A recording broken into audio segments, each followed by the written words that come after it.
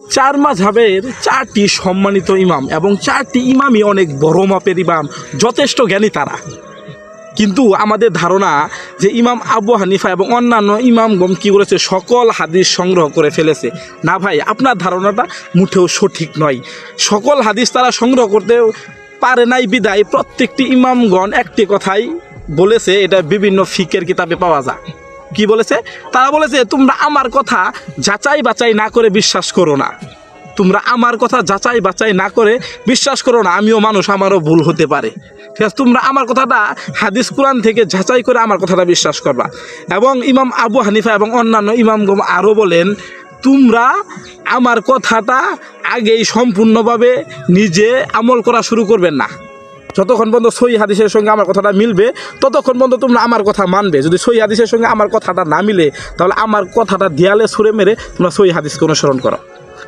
এখন দেখেন, এই বৈঠকের পরে ইশারার ব্যাপারটা, বৈঠকের ভিতরে ইমাম আবু হানিফা বলতেছে কি, তোমরা যখন আশহাদু আল্লা ইলাহা ইল্লাল্লাহ বলবা তখন একবার তুলবা, একবার তুলে নামিয়ে ফেলবা।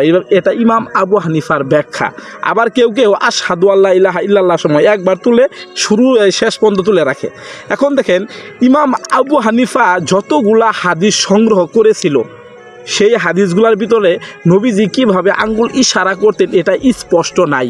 সেই হাদিসগুলোর ভিতরে আসিল শুধু নবীজি আঙ্গুল ইশারা করতেন, বৈঠকে বসে আঙ্গুল ইশারা করতেন। এখন শুরু থেকে না মাঝখানে আশহাদু আল্লা ইলাহা ইল্লাল্লাহ সময় একবার ইশারা করতেন, এটা হাদিসে স্পষ্ট নাই।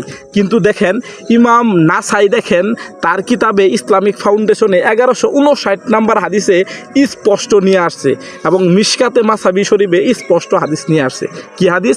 যে রাসূলুল্লাহ সাল্লাল্লাহু আলাইহি ওয়াসাল্লাম যখন বৈঠকে বসতেন, বসার পর থেকেই শুরু থেকে আঙ্গুলটি তুলে দিতেন সালাম ফিরানো আগ পর্যন্ত। এটা ইমাম নাসাই নিয়ে আসছে।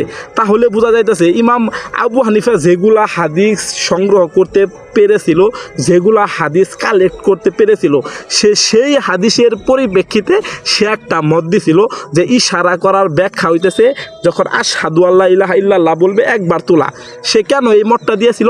কারণ সে সুস্পষ্ট ইশারার ব্যাখ্যার কোনো হাদিস সে কালেক্ট করতে পারে নাই, এই কারণে সে বলেছিল। ইমাম নাসাই নবীজি কীভাবে ইশারা করতেন এই হাদিসটা কালেক্ট করতে পেরেছে। নবীজি বৈঠকে বসার পরেই শুরু থেকে আঙ্গুলটি তুলে দিতেন এবং সালাম ফেরানো আগ পর্যন্ত আঙ্গুলটি তুলে ইশারা করতেন, শুরু থেকে তুলে শেষ পর্যন্ত, ঠিক আছে? এবং চোখে দৃষ্টি রাখতেন আঙ্গুলে মাথার পরে। কিন্তু যারা আশহাদু আল্লা ইলাহা ইল্লাল্লাহ বলার সময় তুলে তারপরে শুরু থেকে তুলে রাখে, আপনাদের কাছে আমার একদম করজোরে অনুরোধ, আমি যদি ভুল করি, আমি যদি ভুল আমল করি, আপনারা আমাকে শিখান। আপনারা আমাকে কমেন্টসের মাধ্যমে বা আমার হোয়াটসঅ্যাপে নক করে আমাকে একটা দলিল দেন যে নবীজি এরকম স্পষ্ট যে কোনো একটা হাদিস দেন, যে কোনো কিতাব থেকে আপনি হাদিস দেন যে নবীজি আশহাদু আল্লাহ ইলাহা ইল্লাল্লাহ সময় তুলেছে এবং তুলে শেষ পর্যন্ত তুলে রেখেছে, বা আশহাদু আল্লাহ ইলাহা ইল্লাল্লাহ সময় তুলে নামিয়ে ফেলেছে, এরকম একটা স্পষ্ট হাদিস দিবেন। কিন্তু এরকম হাদিস দিবেন না যে ইশারার ব্যাখ্যা যে অন্যান্য ইমামগণ যে ইশারার ব্যাখ্যা করেছেন তাদের ব্যক্তিগতভাবে, এটা কিন্তু দলিলযোগ্য না। আপনাকে একটা হাদিস পেশ করতে হবে। আমি শিখতে চাই, আপনি আমাকে হাদিস দেখান, আমি শিখতে চাই। হয় আপনি আজকে সত্যটা মানবেন, নয় আমাকে সত্যটা শিখাবেন। আমাকে শিখান, আমি খুবই খুশি হব।